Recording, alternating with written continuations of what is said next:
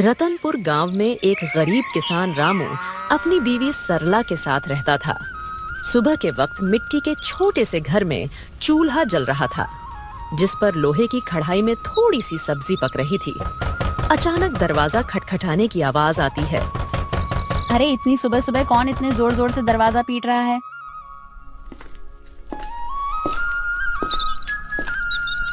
दरवाजा खोलते ही सेठ हरीलाल गुस्से में लाल पीला खड़ा था, जो कि बहुत लालची और चालबाज है। वह हर किसी से 2 गुना ब्याज वसूलता था। रामू, बहुत हो गया तेरा नाटक।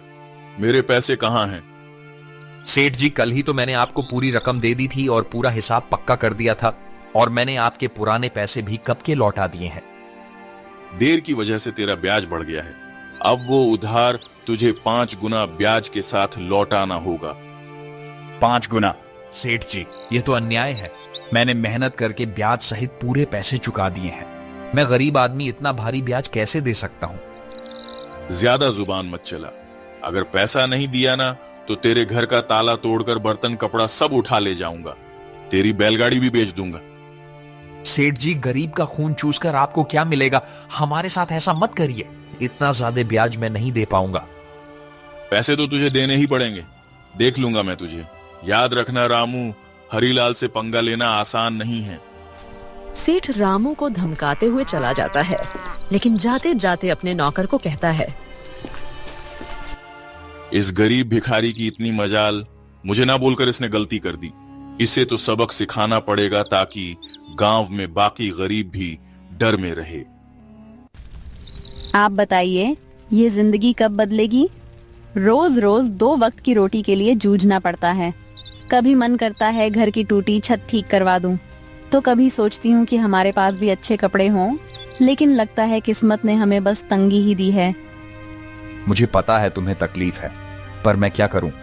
खेत छोटे हैं, बारिश वक्त पर नहीं होती, ऊपर से कर्ज का बोझ भी सर पर है। मैं दिन रात मेहनत करूं तब हमारे हिस्से में यही नमक रोटी आती है। मेहनत? हाँ, मेहनत तो आप करते हैं, लेकिन भगवान हमारी सुनता ही कहाँ है। लगता है जैसे भाग्य ने हमें इस गरीबी में ही सड़ने के लिए भेजा है। सरला ने आह भरी, पर चुपचाप सब्जी पकाने लगी। कमरे में सन्नाटा था। रामू ने मन ही मन ठान लिया, आज खेत में चाहे जान निकल जाए, पर घर लौटकर कुछ ऐसा लाऊंगा जिससे सरला के चेहरे पर मुस्कान आ जाए। रामू को नहीं पता था कि आज का दिन उसकी जिंदगी की सबसे बड़ी कहानी की शुरुआत करने वाला है। सुबह के वक्त रामू खेत जाने के लिए घर से निकल रहा है। सुबह की हल्की हल्की धूप खेतों पर पड़ रही थी। सरला के मन में आज कुछ हलचल सी चल रही थी। रामू रोज गांव के बीच से होकर जाने वाला रास्ता मंदिर के पास से गुजरता था। रामू रोज इसी रास्ते से जाता था, क्योंकि यही सबसे छोटा और आसान रास्ता था। मंदिर में उस वक्त बस पुजारी ही थे जो सफाई कर रहे थे। प्रणाम पंडित जी, कैसे हैं आप? तबीयत ठीक है ना आपकी? हाँ बेटा, सब अच्छा है। भगवान का आशीर्वाद तुझ पर हमेशा बना रहे। पुजारी से बात करके रामू अपने खेत की तरफ निकल जाता है। उसी शाम गांव का सबसे अमीर सेठ हरीलाल अपने नौकर के साथ बैठा था।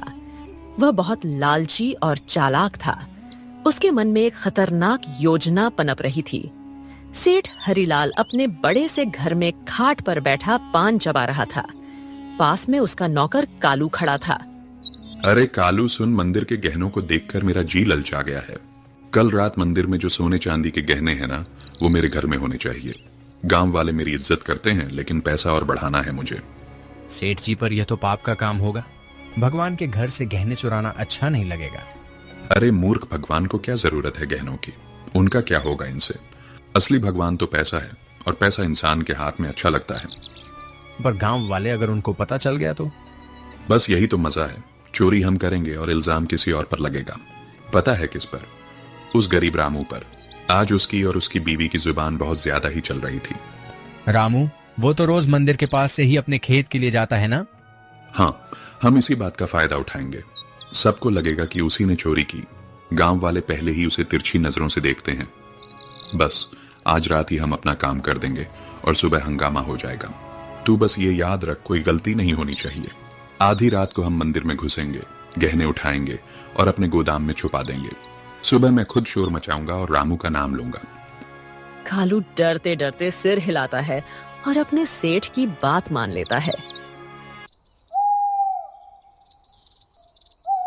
रात का समय था। गांव में हर तरफ सन्नाटा था। बस कहीं कहीं कुत्तों के भौंकने की आवाज आ रही थी। उस रात सेठ लालच में अंधा हो जाता है और इस घिनौनी साजिश को अंजाम देता है। अपने नौकर से मंदिर में चोरी करवाता है। पास ही अंधेरे में एक काली बिल्ली म्याऊं करके गुजर जाती है, जैसे वो इस पाप की गवाही दे रही हो। अगली सुबह गांव के बीचों बीच मंदिर के सामने एक भीड़ इकट्ठी हो गई थी। हर कोई जोर जोर से बातें कर रहा था। माहौल में घबराहट और गुस्से की गूंज थी। अरे यह क्या हो गया? मंदिर के सारे सोने के गहने रातों रात गायब हो गए। इतना बड़ा अपशकुन, भगवान के गहने चुरा ले गया कोई। ये तो बहुत बुरी बात है। इसी बीच रामू रोज की तरह खेत की तरफ जाने के लिए उसी रास्ते से गुजर रहा था। भीड़ देखकर वो रुक गया और पास आ गया। अरे क्या हो गया भाई लोग, इतनी सुबह सुबह ये भीड़ किस बात की है? अरे रामू, तूने सुना नहीं, मंदिर में चोरी हो गई। भगवान के सारे गहने कोई उठा ले गया। रामू यह सुनकर चौंक जाता है। भीड़ में खड़ा सेठ, जो असल में चोरी किया था, वह बहुत मासूम बन रहा था। पंडित जी आप बताइए, कल रात तक तो गहने मंदिर में थे, फिर अचानक कौन ले गया? आप बताइए पंडित जी, क्या आपने मंदिर के आसपास किसी को आते जाते देखा है? आपको किसी पर शक है क्या? अरे मैंने देखा है रामू, रोज मंदिर के रास्ते से आना जाना करता है। सेठ जी, कल तक तो सब कुछ ठीक ठाक था। मंदिर के पास से तो कई लोग गुजरते हैं, लेकिन रोज सुबह सुबह खेत की तरफ जाने के लिए रामू इधर से निकलता है। मगर रामू ऐसा काम करेगा मुझे नहीं लगता। अरे पंडित जी, जमाना खराब है, आदमी की नीयत कब बदल जाए क्या पता। और वैसे भी जिसने किया है वो मुंह से कभी मानेगा नहीं। मैंने अपनी आंखों से देखा है। रात को जब मैं खेत की तरफ जा रहा था, रामू मंदिर के पास चुपके चुपके घूम रहा था। ये क्या कह रहे हो आप लोग? मैंने कोई चोरी नहीं की है। इतना बड़ा पाप मुझ पर मत डालो। अरे हाँ, ये गरीब आदमी है, पैसों की तंगी में है, ये कर भी सकता है ये काम। ये लोग मुंह पर अच्छे बनते हैं। अरे भगवान से डरिए आप लोग, हमने कुछ नहीं किया। हम गरीब जरूर हैं, लेकिन चोर नहीं। मेरे पति जितना ईमानदार इंसान इस पूरे गांव में कोई नहीं है। ऐसा मत कहिए, वरना भगवान आप लोगों को कभी माफ नहीं करेगा। रामू और उसकी बीवी ने बहुत समझाने की कोशिश करी, लेकिन भीड़ मानने को तैयार नहीं थी। सब रामू को ही चोर मान बैठे।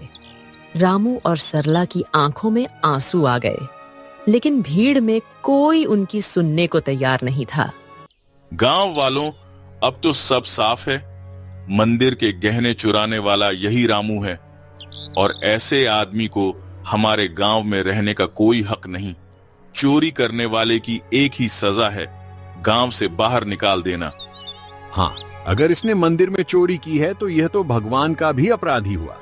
इसे यहीं रहने देंगे तो कल हमारे घरों से भी चीजें गायब हो जाएंगी। अरे आप सब क्यों नहीं समझते? मैं निर्दोष हूं। मैंने कोई चोरी नहीं की। मैं तो रोज के जैसे अपने खेत जा रहा था। मुझ पर इतना बड़ा इल्जाम मत डालिए। भीड़ में जोर जोर से आवाजें गूंजने लगी। निकालो इसे, निकालो इसे गांव से। भीड़ में हलचल मच गई। लोग एक दूसरे से कान्हा फूंसी करने लगे। रामू और सरला की आंखों में आंसू भर आए।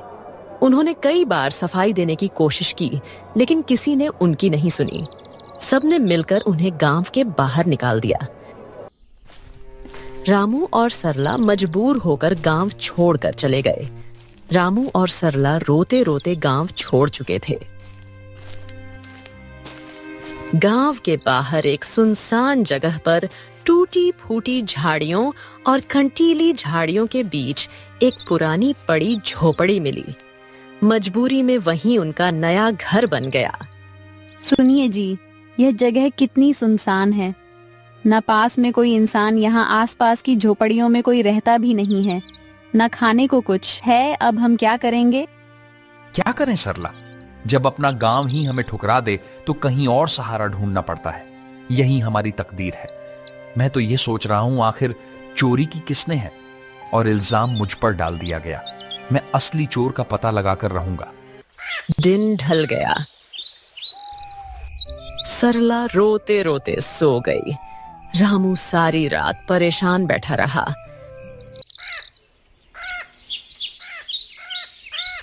अगली सुबह जब रामू उठा तो उसने देखा कि सरला रो रो कर भूख से कमजोर हो गई है। सरला, तुम यहीं रहो, मैं कुछ खाने के लिए लाता हूं, फिर अपने खेत जाऊंगा दूसरे गांव से होते हुए। तुम दरवाजा अंदर से बंद करके आराम करो। इतना कहकर रामू जंगल की ओर चल गया।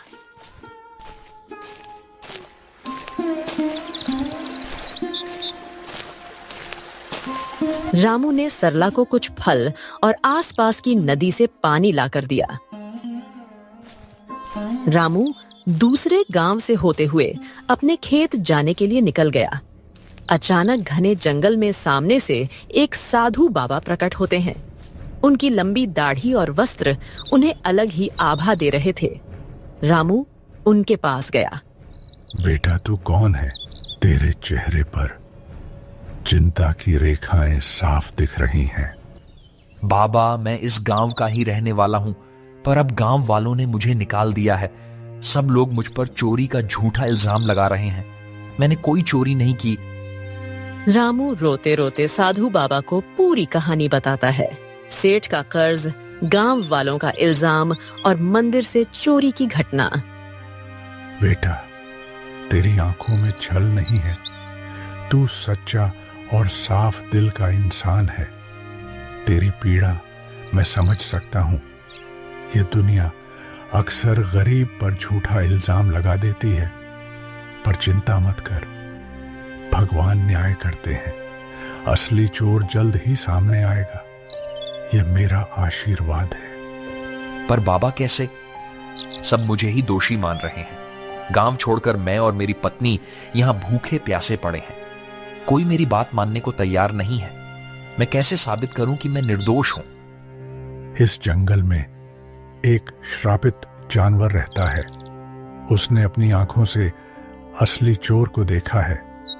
वही तुझे सच तक पहुंचने में मदद करेगा। पर ध्यान रहे, उस जानवर को ढूंढना आसान नहीं है। उसके पास जाना होगा, उसका विश्वास जीतना होगा, तभी वह तेरी मदद करेगा। श्रापित जानवर बाबा, वह कौन है? मैं उसे कैसे ढूंढूं? यहां जंगल में तो बहुत से जानवर हैं। वह एक श्रापित काली बिल्ली है। सच यह है कि उसकी आंखों ने वह दृश्य देखा है जो किसी और ने नहीं देखा। जा बेटा, उस जानवर को ढूंढ और उससे मदद मांग। वो बिल्ली तेरी जिंदगी बदल देगी। भगवान तेरा साथ देंगे। जा बेटा, सत्य की शक्ति तेरे साथ है। साधु बाबा रामू को आशीर्वाद देकर अचानक गायब हो गए। रामू समझ गया था कि यह भगवान की लीला है। रामू तुरंत ही बाबा के बताए अनुसार उस बिल्ली को ढूंढने के लिए निकल गया। जंगल का सन्नाटा, पत्तों की सरसराहट।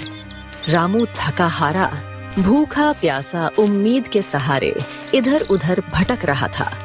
उसने पूरा जंगल छान मारा, पर उसे वो काली बिल्ली कहीं नहीं मिली। दिन ढलने को आया। रामू अब निराश होकर अपनी झोपड़ी की तरफ जा रहा था। अचानक तभी उसकी नजर एक काली बिल्ली पर पड़ी। बिल्ली की चमकती आंखें दो अंगारों जैसी दिखाई दे रही थीं। ओ बिल्ली रानी, क्या तुम वही हो जिसके बारे में साधु बाबा ने कहा था? क्या तुमने उस रात देखा था? असली चोर कौन है? माँ, बिल्ली, क्या तुम मेरी मदद करोगी? मुझ पर झूठा इल्जाम लगाकर गांव से निकाल दिया गया है। क्या तुम सच जानती हो? मुझे बता दो, असली चोर कौन है? बिल्ली उसकी आंखों में देखती है। रामू का साफ दिल और अच्छी नीयत देखकर जैसे उसे सब समझ आ गया हो। अचानक बिल्ली की आंखों से एक अजीब सी चमक निकलती है और वह इंसानी आवाज में बोल उठती है। रामू, तुम्हारे साथ बहुत बड़ा अन्याय हुआ है। मंदिर के गहने तुमने नहीं चुराए।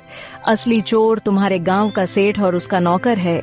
दोनों ने मिलकर मंदिर से गहने चुराए और चोरी का इल्जाम तुम्हारे सिर पर चढ़ा दिया ताकि कोई शक न करे।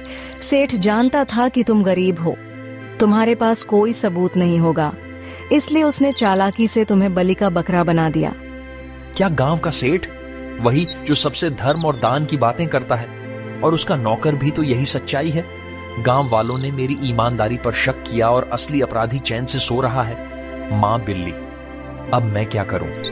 यह सच गांव वालों तक कैसे पहुंचाऊं? समय आने दो रामू, सच को कोई दबा नहीं सकता। मैं तुम्हारी मदद करूंगी। तुम मुझे कल गांव लेकर चलो।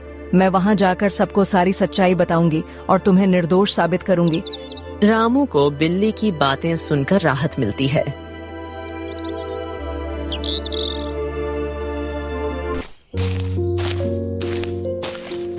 वह घर जाकर सरला को पूरी बात बताता है।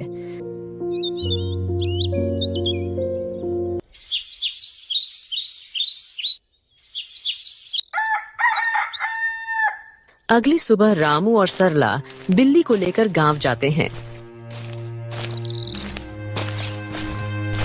और सबको बुलाते हैं।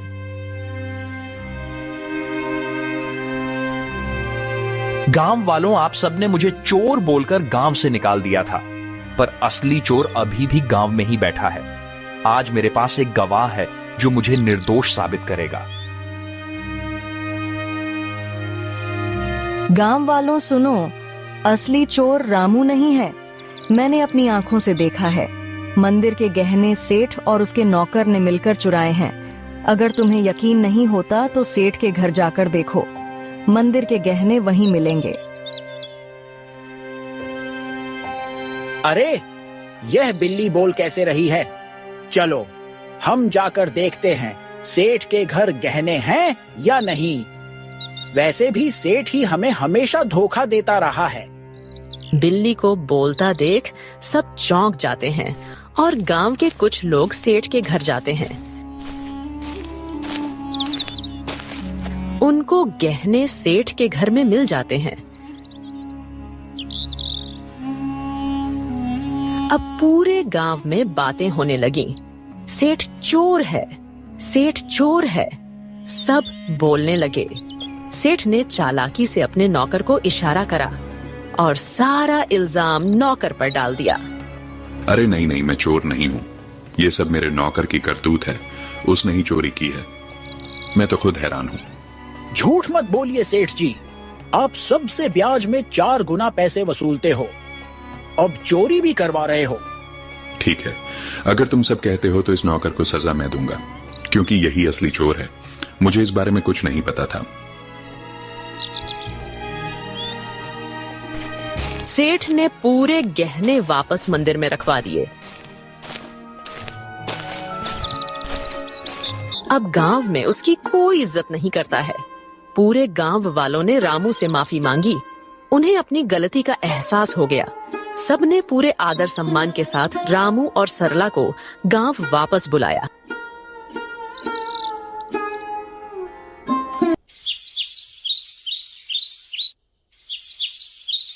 रामू और उसकी पत्नी सरला अब वापस अपने घर आ गए थे।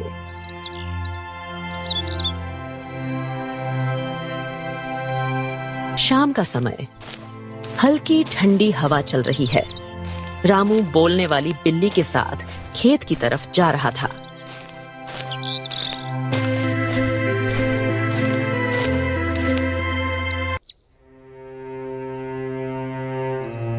मां बिल्ली, आज अगर तुम ना होती तो मेरी जिंदगी बर्बाद हो जाती। तुम्हारे ही कारण ही मुझे इज्जत वापस मिली। तुम्हारा बहुत बहुत धन्यवाद। रामू, अब मुझे तुमसे एक आखिरी बात कहनी है। अचानक तेज रोशनी बिल्ली के चारों ओर फैलने लगती है। बिल्ली चमकने लगती है और पल भर में वह एक सुंदर अप्सरा में बदल जाती है। रामू आश्चर्य से पीछे हट जाता है। अरे ये क्या हुआ? तुम अचानक अप्सरा कैसे बन गई? कौन हो तुम? हाँ रामू, मैं एक अप्सरा ही हूँ। मुझे स्वर्ग से श्राप मिला था। मैं इस श्राप से मुक्त होने के लिए ही धरती पर आई थी। जब तक मैं धरती पर किसी सच्चे और भले इंसान की मदद नहीं करती, तब तक मैं इस बिल्ली के रूप में ही रहती। तुम एक सच्चे और ईमानदार इंसान हो, इसलिए तुम्हें बचाकर मैंने भी अपना श्राप तोड़ दिया। अब मुझे मुक्ति मिल चुकी है। तुम्हारी ईमानदारी और भलाई ने मुझे श्राप से मुक्त कर दिया है। तुम्हारा बहुत बहुत धन्यवाद रामू। मैं बहुत खुश हूँ। मैं तुम्हें वरदान देना चाहती हूँ। तुम्हें जो चाहिए बेझिझक कहो। रामू की आंखों में चमक आ जाती है। वह भावुक होकर अप्सरा को प्रणाम करता है। देवी, मेरी जिंदगी गरीबी से घिरी हुई है। मैं दिन रात खेतों में मेहनत करता हूँ, मगर फसल कभी अच्छी नहीं होती। ऊपर से कर्ज का बोझ है। मेरे परिवार के लिए 2 वक्त की रोटी जुटाना भी मुश्किल हो जाता है। रामू, मैं तुम्हें वरदान देती हूँ। तुम्हारी परेशानी अब समाप्त होगी। जंगल के बीच में एक लाल फूल के पौधे के पास एक चमत्कारी फल का पेड़ है। वह पेड़ स्वर्ग से आया है। उस पेड़ का फल सिर्फ ईमानदार इंसान ही खा सकता है। तुम वहां जाओ और वह फल खाओ। तुम्हारे खेतों में समृद्धि होगी, कर्ज मिट जाएगा और जीवन खुशहाल हो जाएगा। बस याद रखना, तुम हमेशा इसे ही रहमदिल रहना, वरना तुम्हारी जिंदगी वापस वैसे ही हो जाएगी। सुखी रहो रामू। अब मैं चलती हूँ, अपना ख्याल रखना। रामू को वरदान देकर अप्सरा अचानक गायब हो जाती है।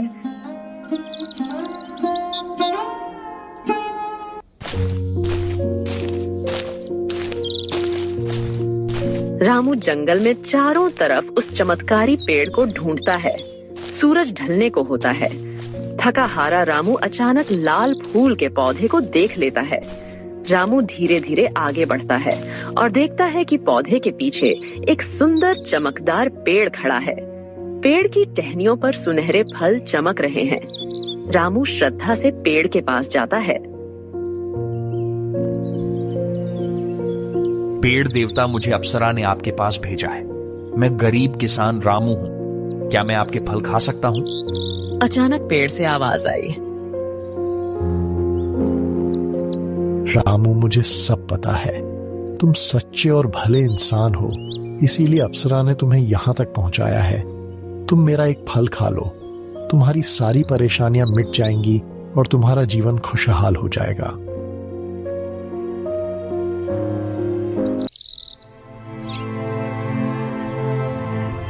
रामू पेड़ से एक सुनहरा फल तोड़कर खाता है।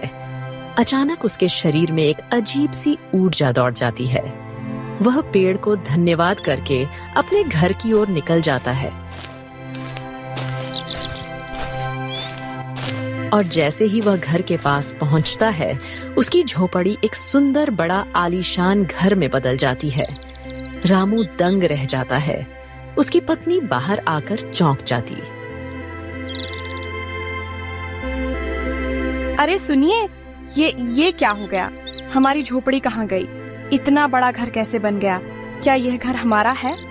हाँ प्रिय, ये सब भगवान की कृपा है। जंगल में मुझे एक अप्सरा मिली। उसने मुझे चमत्कारी पेड़ का रास्ता बताया।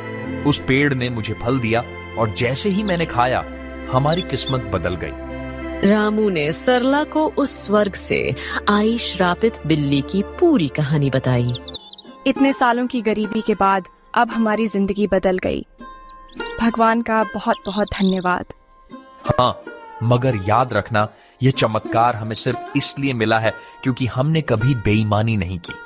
ये वरदान हमें हमारी मेहनत और ईमानदारी की वजह से मिला है।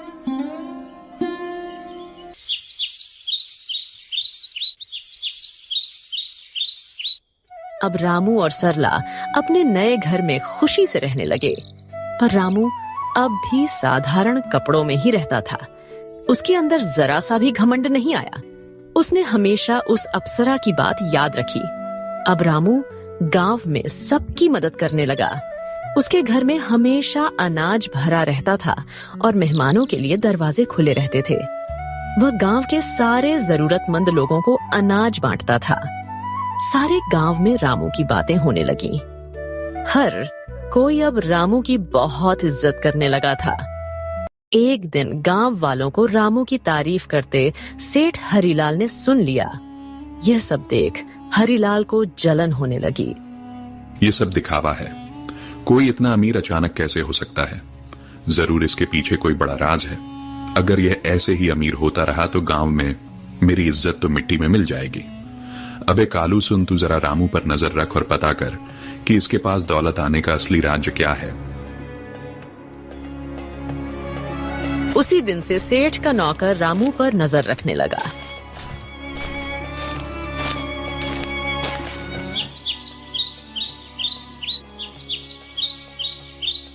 एक दिन सेठ का नौकर रामू का पीछा कर रहा था। उसने देखा कि रामू जंगल में जाकर उस चमत्कारी पेड़ से बात कर रहा है। कालू चुपके चुपके रामू की सारी बातें सुन रहा था।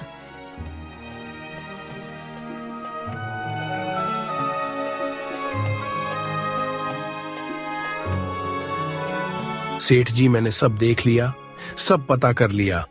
रामू उस जंगल के बीच वाले पेड़ से बात कर रहा था। उसने उस पेड़ का फल खाया है, जिसकी वजह से उसकी गरीबी दूर हुई और वह अमीर बन गया। क्या सच में? तो चल अभी उसी पेड़ के पास चलते हैं। अगर रामू अमीर हो सकता है तो मैं क्यों नहीं? मैं तो उससे भी बड़ा अमीर बनूंगा। मेरे पास तो पहले से ही ताकत और पैसा है। उस पेड़ को मैं अपनी मुट्ठी में कर लूंगा। सेठ लालच में आकर तुरंत अपने नौकर के साथ जंगल की ओर निकल गया। पर उसे क्या पता था, आज यह लालच उसे ले डूबेगी। वो लोग पेड़ के पास पहुंचे और फल तोड़ने की कोशिश करते हैं, पर एक भी फल उनसे नहीं टूटता। सेठ गुस्से में आकर पेड़ से कहता है, ओ पेड़, सुना है तूने रामू को फल देकर अमीर बनाया है। अब मुझे भी अपने फल दे, जल्दी कर। मैं इस पूरे गांव का सबसे बड़ा आदमी हूं। अब मैं और भी शक्तिशाली बनना चाहता हूं। सेठ, तू लालची है, अहंकारी है और बेईमान है। मैं अपना फल सिर्फ उसी को देता हूं जिसके दिल में दूसरों के लिए करुणा हो, जो ईमानदार हो और सच्चा हो। तेरे दिल में सिर्फ लालच और घमंड है, इसलिए तुझे कभी यह फल नहीं मिलेगा। क्या कहा? तू मुझे फल नहीं देगा? अरे मूर्ख पेड़, अगर तू मुझे फल नहीं देगा तो मैं तुझे जड़ से काट दूंगा। तेरे जैसे 1000 पेड़ मैं खरीद सकता हूं मैं। अब तू देख, तुझे काट कर मैं तेरे सारे फल ले लूंगा। अबे कालू, कुल्हाड़ी उठा और इसे काट डाल। गांव जाकर उस रामू को भी आज मैं खत्म कर दूंगा। कालू भाग कर जाता है और कुल्हाड़ी लेकर आता है।